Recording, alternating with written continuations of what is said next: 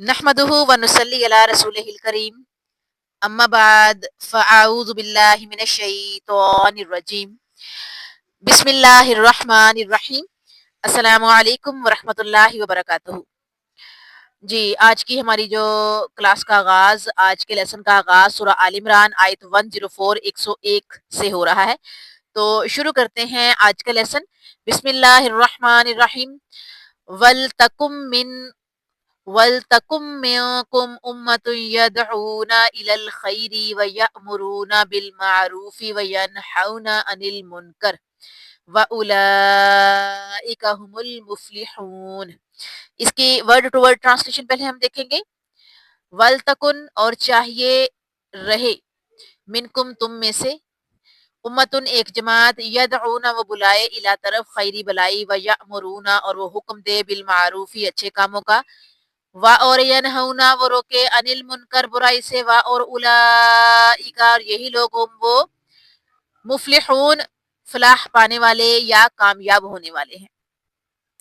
इसकी ट्रांसलेशन हम देखते हैं कि तुम में से एक जमात ऐसी होनी चाहिए जो खैर की तरफ बुलाए, नेक कामों का हुक्म करे और बुरे कामों से रोके, और यही लोग निजात पाने वाले हैं।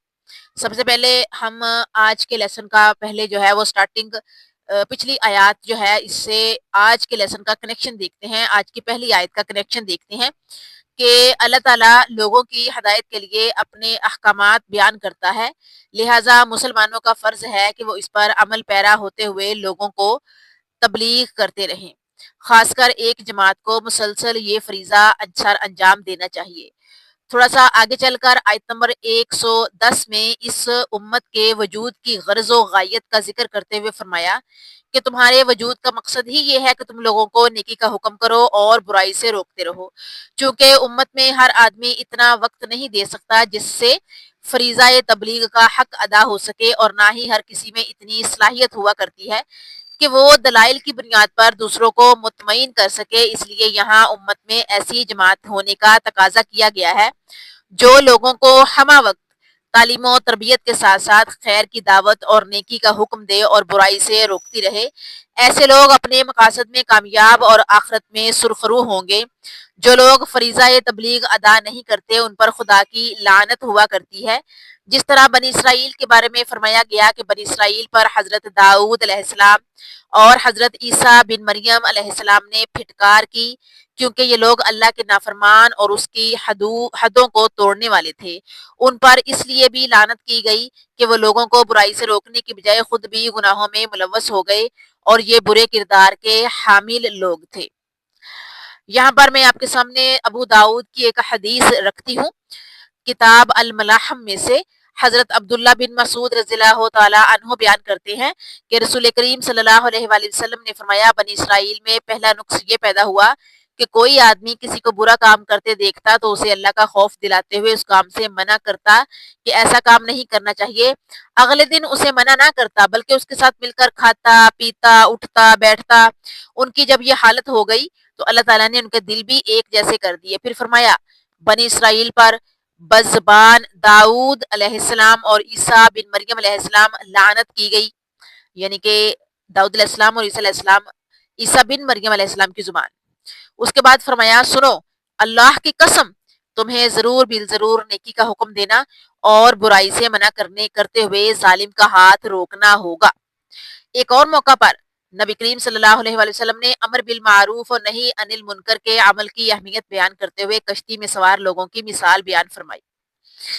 अब यहाँ पर सही बुखारी की एक रिवायत जो है आपके सामने रखते हैं, किताबुल शरकत से या शरकतह से, कि अल्लाह ताला की हदूद पर कायम रहने वाले और इसमें मुलव्वस होने वालों की मिसाल उन लोगों जैसी है जिन्होंने एक बहरी जहाज जिन्होंने एक बहरी जहाज के बारे में कुरान अंदाजी की।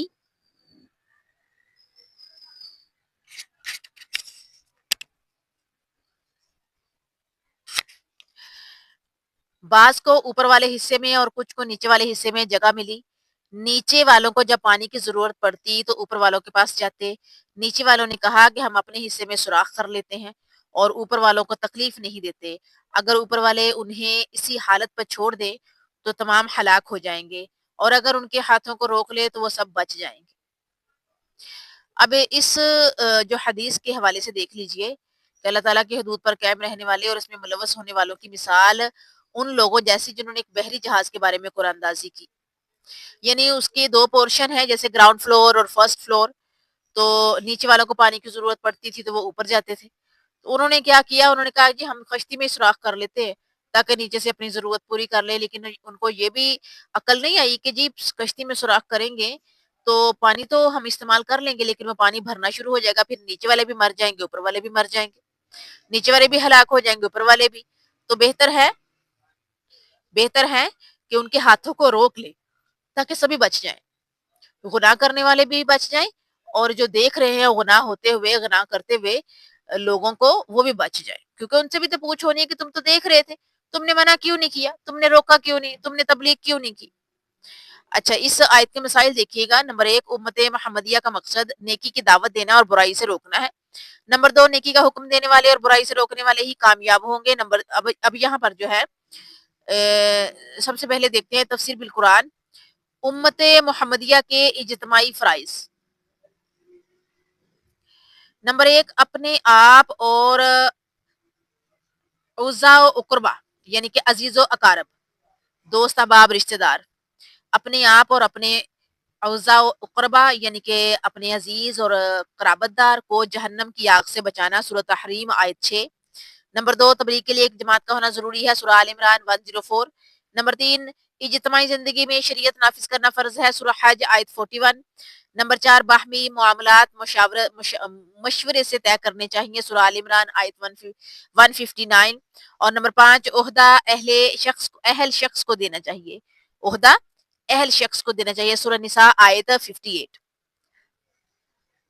یہ ہے جی ہماری پہلی آیت آج کی، آیت 104، جو کہ یہاں پر کمپلیٹ ہوتی ہے۔ بسم اللہ الرحمن الرحیم، سورہ آل عمران آیت 105۔ وَلَا تَكُونُوا كَالَّذِينَ تَفَرَّقُوا وَاخْتَلَفُوا مِن بَعْدِ مَا جَاءَهُمُ الْبَيِّنَاتُ وَأُولَئِكَ لَهُمْ عَذَابٌ عَظِيمٌ۔ وَلَا تَكُونُوا، اور نہ جاؤ، کالذین ان کی طرف جو تفرقوا متفرق ہو گئے، واختلفوا اور باہم اختلاف کرنے لگے، من بعد اس کے بعد، ما کے جاءہم ان کے پاس آ گئے، بینات واضح حکم، واولئک اور یہی لوگ، لہم ان کے لیے، عذاب عظیم بڑا ہے۔ اب اس کی ٹرانسلیشن پہلے دیکھیں گے، اور ان لوگوں کی طرح نہ ہو جانا جنہوں نے اپنے پاس دلائل آ جانے کے بعد بھی تفرقہ ڈالا اور باہم اختلاف کیا، ان لوگوں کے لیے بہت بڑا عذاب ہے۔ اب سب سے پہلے تو ہم اس کا جو ہے وہ کنیکشن دیکھتے ہیں کہ اللہ تعالیٰ کے احکام کو مضبوطی سے تھامنا اور متحد ہو کر لوگوں تک پہنچانا، اختلاف کی صورت میں تبلیغ غیر مؤثر ہو جاتی ہے، اس لیے باہمی اختلاف سے منع فرمایا ہے۔ اتحاد و اتفاق اور فریضہ تبلیغ کی ادائیگی کے ساتھ ایک دفعہ پھر امت کو تاکید کی جا رہی ہے کہ ان لوگوں کی طرح نہ ہو جانا جو آپس میں گروہ بندی کا شکار ہوئے، ٹھوس اور واضح دلائل آ جانے کے باوجود انہوں نے اپنے دین میں تفرقہ بازی اور اختلافات پیدا کیے۔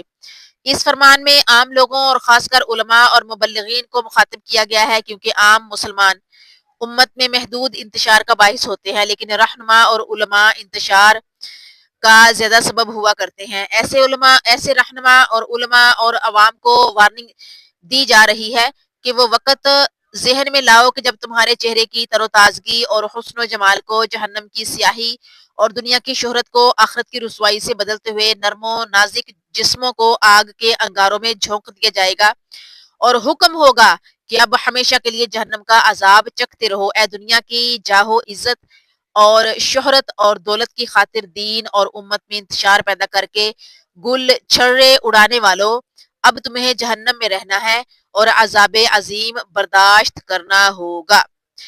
اس سلسلہ میں صحیح مسلم کی روایت ہے، ایک کتاب الایمان میں سے حضرت صہیب رضی اللہ تعالیٰ عنہ بیان کرتے ہیں کہ نبی کریم صلی اللہ علیہ وآلہ وسلم نے فرمایا، جب جنتی جنت میں داخل ہو جائیں گے تب اللہ تعالیٰ فرمائیں گے، کیا تم مزید کسی نعمت کو چاہتے ہو کہ میں تمہیں عطا کروں؟ وہ عرض کریں گے، اے اللہ، کیا آپ نے ہمارے چہروں کو روشن نہیں فرمایا؟ آپ نے ہمیں جنت میں داخل نہیں کیا اور آپ نے ہمیں دوزخ سے نہیں بچایا؟ رسول کریم صلی اللہ علیہ وآلہ وسلم نے فرمایا، تب اللہ تعالیٰ اپنے چہرہ مبارک چہرہ سے اپنے چہرہ نور سے پردہ اٹھائیں گے. اللہ تعالیٰ اپنے چہرہ نور سے پردہ اٹھائیں گے. انہیں ایسی کوئی نعمت عطا نہیں ہوئی ہوگی جو پروردگار کے دیدار سے انہیں زیادہ محبوب ہو. اس کے بعد آپ صلی اللہ علیہ وآلہ وسلم نے یہ آیت تلاوت فرمائی: جن لوگوں نے اچھے عمل کیے ان کے لیے جنت ہے اور مزید بھی یعنی کہ مزید بھی. اب یہاں پر اس آیت کے مسائل دیکھتے ہیں کہ نمبر 1، آپس میں اختلاف کرنا عذاب علیم کو دعوت دینا ہے. نمبر 2، قیامت کے دن ایمانداروں کے چہرے روشن اور کفار کے منہ کالے ہوں گے. نمبر 3، اللہ تعالیٰ لوگوں پر ظلم نہیں کرتا. نمبر 4، زمین و آسمان کی ہر چیز اللہ تعالیٰ کی ملکیت ہے. نمبر 5، اللہ ہی کے پاس ہر کام کا انجام اور اختیار ہے. اب یہاں تفسیر بالقرآن دیکھتے ہیں، جنتیوں اور جہنمیوں کے چہروں میں فرق. نمبر 1، کفار کے چہرے بگڑے ہوئے ہوں گے، سورہ حج آیت 73. نمبر 2، مومنوں کے چہرے تر و تازہ ہوں گے، سورہ قیامات آیت 22. نمبر 3، کفار کے چہرے مرجھائے اور اڑے ہوئے ہوں گے، سورہ قیامہ آیت 24. اور مومنوں کے چہرے خوش و خرم ہوں گے، سورہ عبس آیت 38. اور کفار کے چہروں پر گرد و غبار ہوگا، سورہ عبس آیت 40. اور مجرموں کے چہرے ڈرے اور اندھے ہوں گے، سورہ غاشیہ آیت 2. اور مومنوں کے چہرے تر و تازہ ہوں گے، سورہ غاشیہ آیت 8. یہ ہے جی ہماری آیت نمبر 105.